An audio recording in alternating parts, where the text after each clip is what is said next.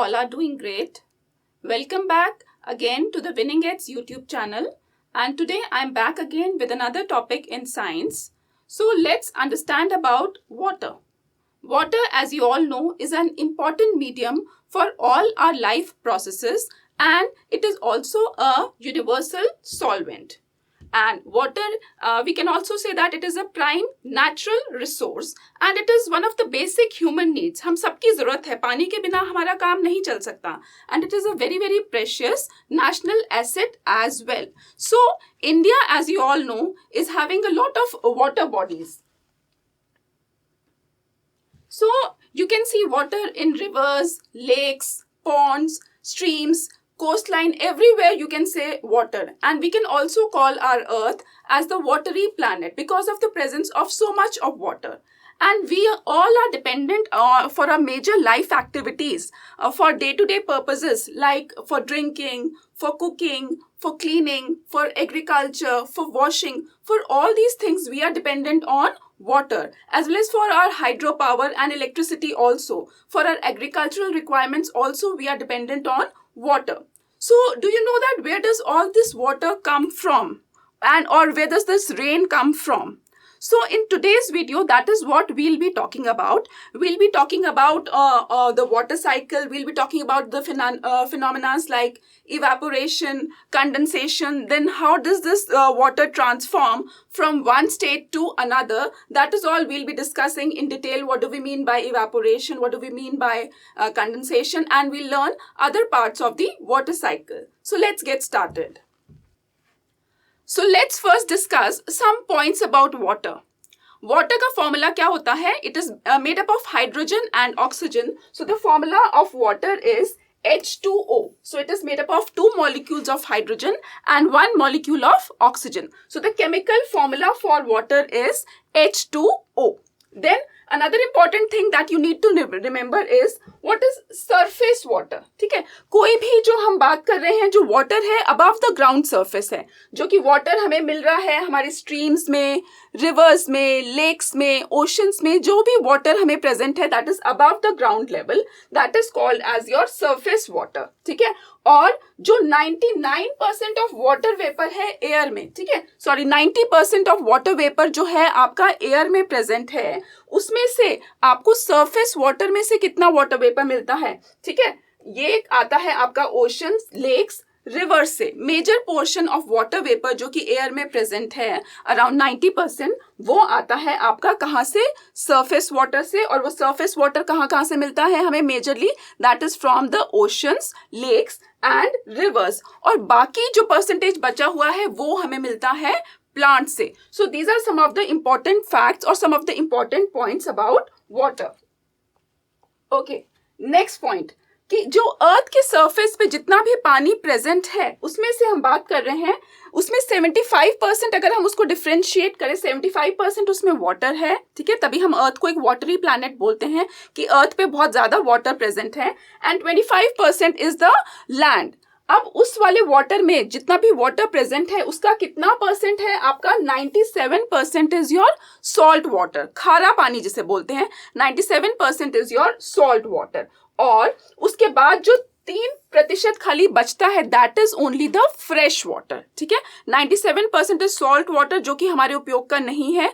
3% is only fresh water. अब उस fresh water का भी 2/3 पोर्शन जो कि आप देख सकते हैं कि जो फ्रोजन है, जो कि आप देखते हैं माउंटेन्स में, आइस कैप्स में, जो भी आपका पानी जो है स्नो लाइक है ना, जो पानी जो है जमा हुआ है दैट इज, उसे हम क्या बोलते हैं? Frozen.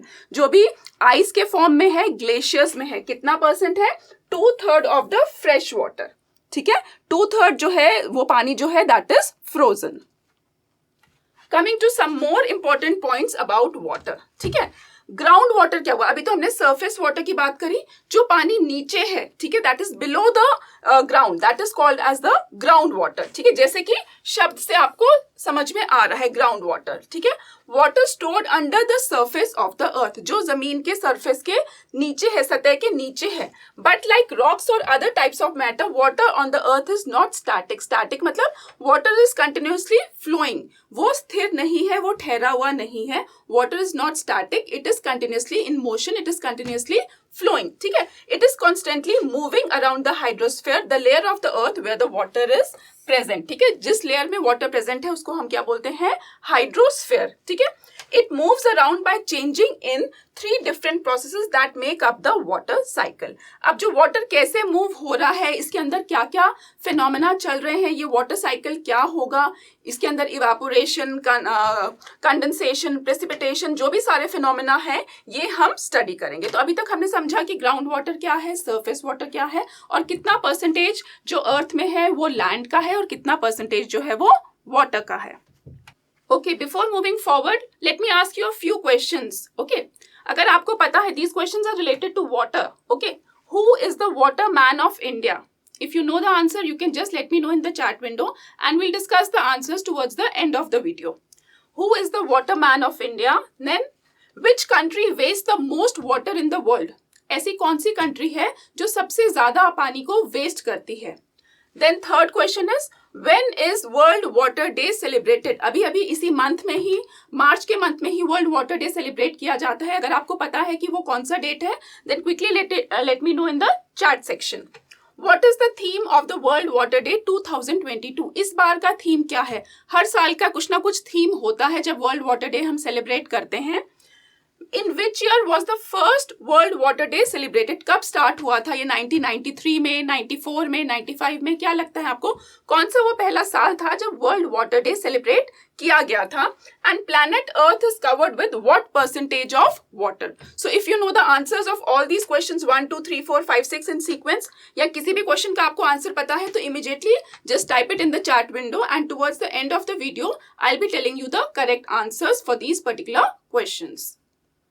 Now students now let's discuss about each and every phenomena जो कि important है समझने के लिए water cycle के लिए, ठीक है. तो सबसे पहले हम समझते हैं that what do we mean by evaporation, ठीक है.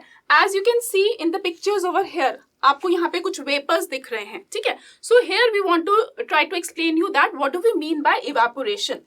जो इवेपोरेशन एक प्रोसेस है जिससे वाटर जो है वो कन्वर्ट हो रहा है from its liquid state into gaseous state, ठीक है. So evaporation is the process by which water is converted from its liquid state into gaseous state, ठीक है. तो ये जो भाप बन रही है, ठीक है, ये आपके क्या है, वाटर वेपर्स. हम कॉमनली इनको क्या बोलते हैं, वाटर वेपर्स, ठीक है.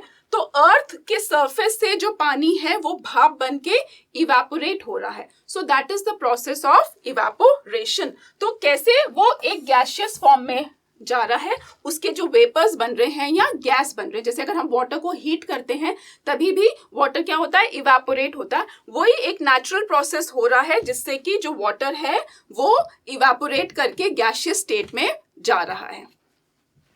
So we can also say that evaporation is a purifying process. हम क्या बोल सकते हैं evaporation को, ये एक ऐसा प्रोसेस है जिससे वाटर का प्यूरिफिकेशन होता है. So one of the ways you can purify sea water, जो खारा पानी होता है, समुद्र का पानी होता है, उसको भी प्योरीफाई करने का तरीका क्या होता है, इवेपोरेशन, ठीक है. तो जिससे आप सी वाटर को हीट करते हैं जिससे वो इवेपोरेट होता है, ठीक है. उससे उसकी क्या बनती है, इवेपोरेट होगा तो गैसियस स्टेट में होगा, मतलब स्टीम है ना, स्टीम बनेगी. And then collect the steam, हम स्टीम को कलेक्ट करते हैं.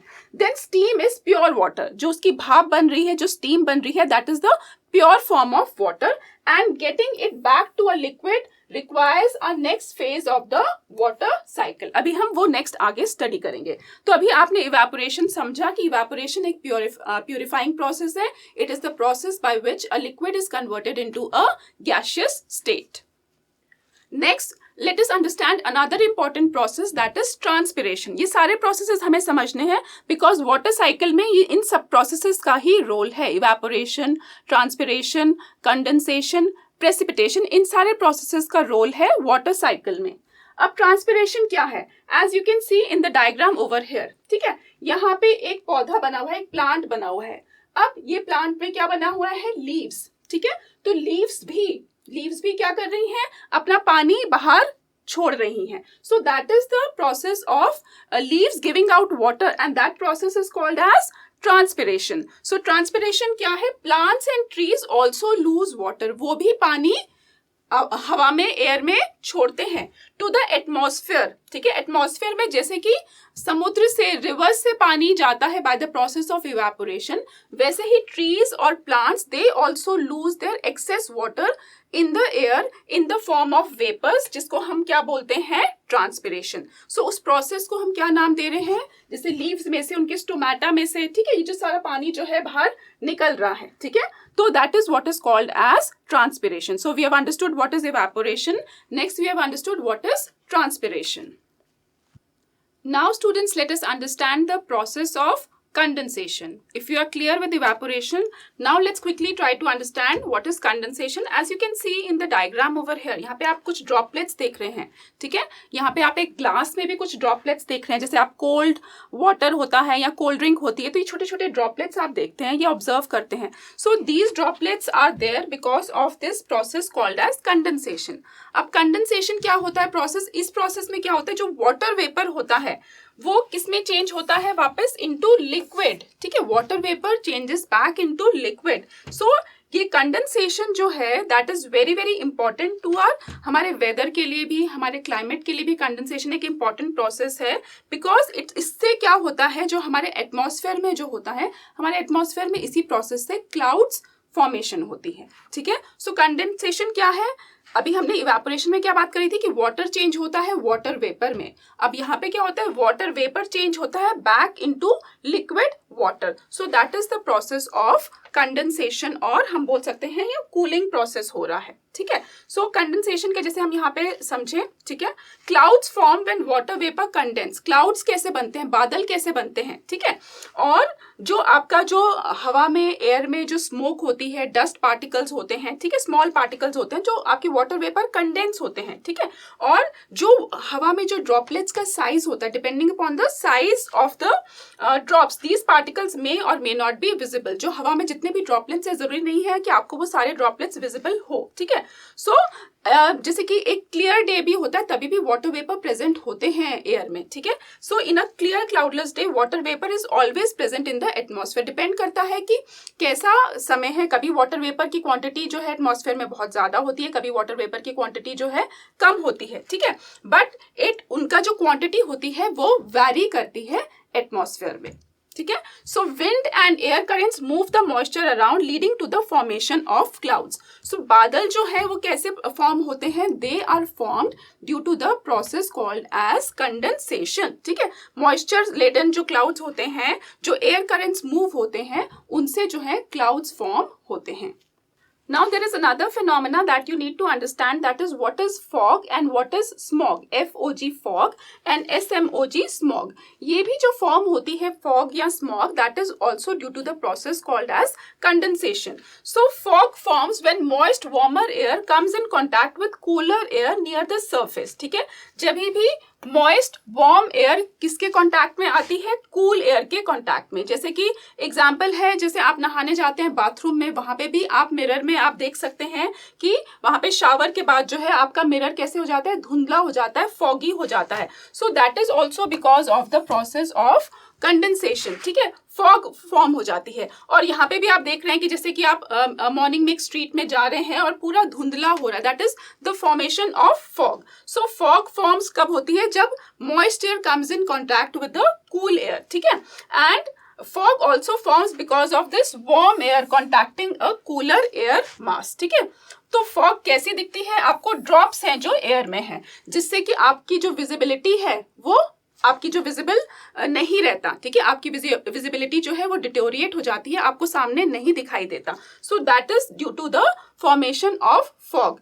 So students, here also in this visual you can see a glass of a soft drink or a lemonade और जिसमें आइस है, और यहाँ पे आप देख सकते हैं ड्रॉपलेट्स देख सकते हैं, जो कि आपको यही समझाने की यहाँ पे कोशिश की गई है दैट द मॉलिक्यूल्स, ठीक है, यहाँ पे जो डिफरेंट मॉलिक्यूल्स हैं, आपके जो आइस है या आपका लेमनेड है या आपका ग्लास है या जो एयर है, ठीक है, जो आपका ग्लास के बाहर जो ड्रॉपलेट्स आ जाते हैं, that is because of the process of condensation. So I hope you are clear with the process of evaporation, condensation and transpiration. And now we'll move on and discuss the entire process of water cycle. ये water cycle formation कैसे होती है और इसमें इन सारे processes का क्या क्या important role रहता है, ठीक है। So when we are talking about why is the water cycle important, ये हमारे लिए क्यों जरूरी है, ठीक है। जैसे कि आप हाइड्रेटेड रहते हैं, आप पानी पीते रहते हैं थोड़ी थोड़ी देर बाद, बिना पानी के आप नहीं रह सकते, उसी तरह प्लांट्स को भी पानी की जरूरत है, उसी तरह आपकी अर्थ को भी पानी की जरूरत है, ठीक है। We all know how important that it is to keep ourselves hydrated, ठीक है। एंड क्योंकि हमारे जो ऑर्गन्स को फंक्शन करने के लिए जैसे हमें फूड चाहिए, उसी तरह से हमें वाटर भी चाहिए, ठीक है। सिमिलरली जब हम अपने प्लैनेट अर्थ की बात कर रहे हैं, ठीक है, when we are talking about the planet earth, उसको भी हाइड्रेटेड रहने के लिए वाटर साइकिल की जरूरत है, ठीक है। The main reason the water cycle is important is that because without it earth would either become too warm or too cold, या तो बहुत ज़्यादा गर्म हो जाएगा या तो बहुत ज़्यादा ठंडा हो जाएगा, जिससे कि हमारे प्लैनेट के लिए भी प्रॉब्लम्स हो सकती हैं। So just like we are requiring water, the earth is also requiring water, it also tries to maintain or balance its temperature properly, and for that water cycle is very very important. Now, as you can see in this entire visual, we are trying to explain you the different processes that we have just discussed. One is the process of evaporation, another is the process of the melting or the process of condensation, the process of precipitation. तो यहाँ पे as आप देख सकते हैं कि जहाँ पे जो सी का वाटर है वो evaporate हो रहा है, जो समुद्र का पानी है, जो रिवर्स का पानी है, यहाँ पे भी जो रिवर्स का जो सारा पानी है वो evaporate हो रहा है। जो आपके स्नो लेडन माउंटेन्स हैं, जहाँ पे जो आइस है, जो ग्लेशियर्स हैं, वो सारी जो आइस है वो मेल्ट हो रही है, वो पानी जो है कहाँ पे आ रहा है, रिवर्स में, स्ट्रीम्स में, लेक्स में, और वो जो पानी है जो वो सारा इवेपोरेट हो रहा है, ठीक है। And here also this is the process of evaporation, ठीक है। और जो क्लाउड से जो वापस हो रहा है, जो रेन की फॉर्म में आ रहा है, पानी जो पड़ रहा है आपके अर्थ सरफेस में, that is the process of precipitation.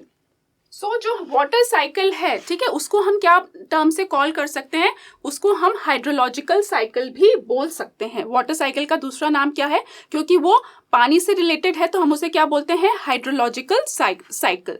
तो जो सरफेस वाटर है या जो ग्राउंड वाटर है, ठीक है, जो हमें अवेलेबल है, जो सरफेस पे पानी है, वो हमें कैसे मिलता है, that is available to us because of rainfall and that is available to us because of the snow.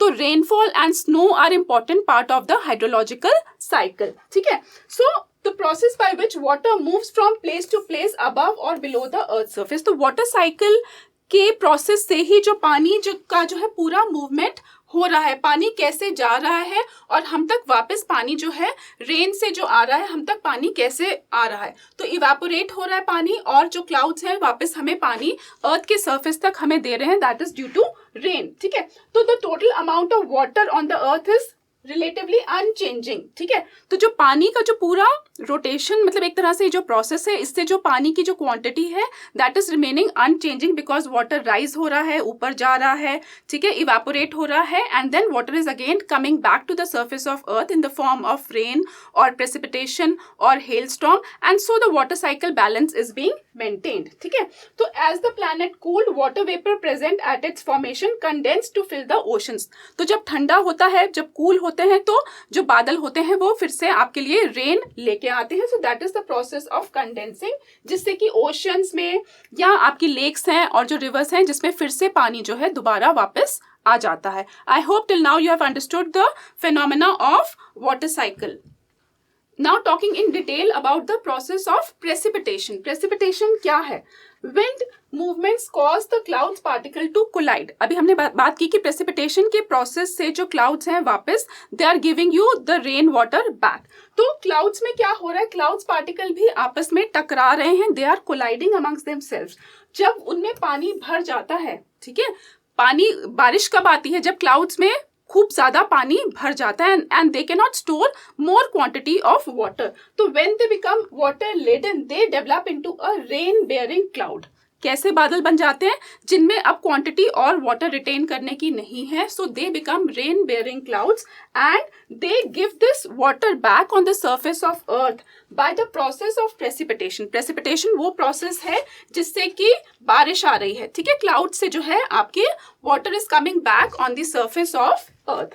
सो ये जो बारिश आ रही है, जो पानी वापस आ रहा है आपके अर्थ के सर्फेस पे, चाहे हम बोलें कि रेन है, चाहे हेल है, चाहे स्नो है, चाहे स्लीट है, कुछ भी फॉर्म में हो सकता है, ठीक है। इवेंचुअली तो उसका वाटर ही बनना है, सो किसी भी फॉर्म में ये हो सकता है जो प्रेसिपिटेशन से जो water is coming back to the surface of earth, and that is depending upon the temperature conditions.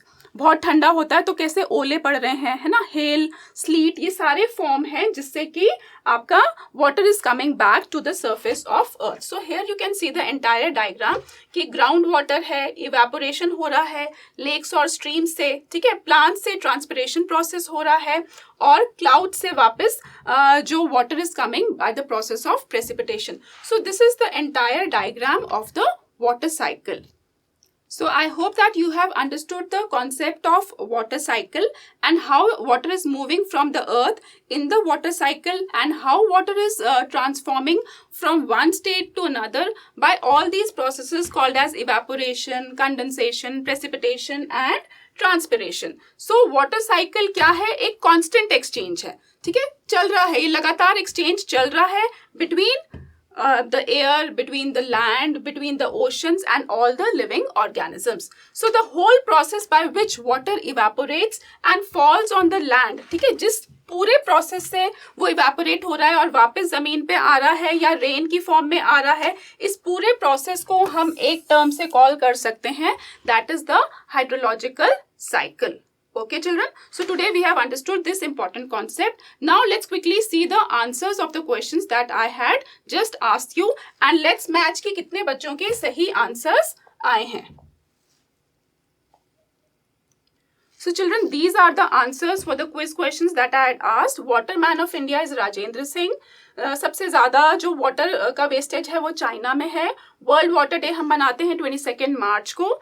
इस बार का थीम है ground water making the invisible visible, and 1993 में ये स्टार्ट हुआ था. एंड लास्ट क्वेश्चन का आंसर कितना परसेंटेज है, that is 71% to 75%. So these are the quiz question answers.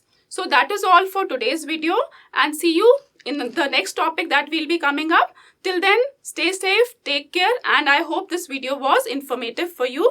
Bye bye.